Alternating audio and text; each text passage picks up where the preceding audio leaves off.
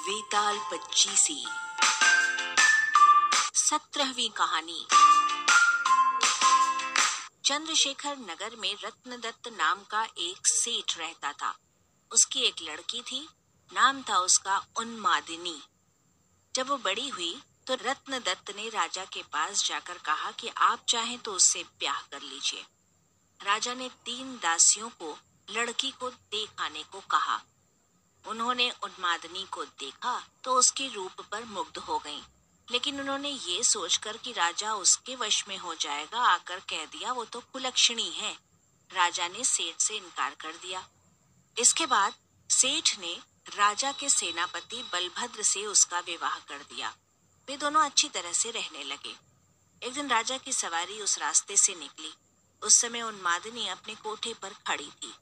राजा की उस पर निगाह पड़ी तो वो उस पर मोहित हो गया। उसने पता लगाया तो मालूम चला कि ये तो उसी सेठ की लड़की है। राजा ने सोचा, हो ना हो जिन दासियों को मैंने देखने भेजा था उन्होंने छल किया है। राजा ने उन्हें बुलाया तो उन्होंने आकर सारी बात सच सच कह दी। इतने में सेनापति वहां आ गया। उसे राजा की बेचैनी मालूम हुई। उसने कहा, स्वामी, उन्मादिनी को आप ले लीजिए। राजा ने गुस्सा होकर कहा, क्या मैं अधर्मी हूँ जो पराई स्त्री को ले लूं? राजा को इतनी व्याकुलता हुई कि वो कुछ दिन में ही मर गया।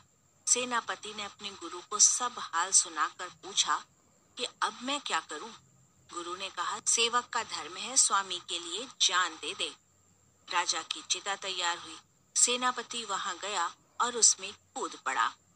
जब उन्मादिनी को ये बात मालूम हुई तो वो पति के साथ जल जाना धर्म समझकर चिता के पास पहुंची और उसमें जाकर भस्म हो गई।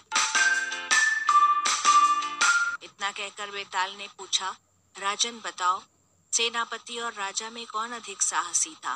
राजा अधिक साहसी था, क्योंकि उसने राजधर्म पर दृढ़ रहने के लिए उन्मादिनी को उसके पति के कहने पर भी स्वीकार नहीं किया और अपने प्राणों को त्याग दिया।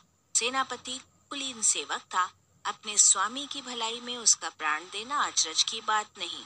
असली काम तो राजा ने किया कि प्राण छोड़कर भी राजधर्म नहीं छोड़ा।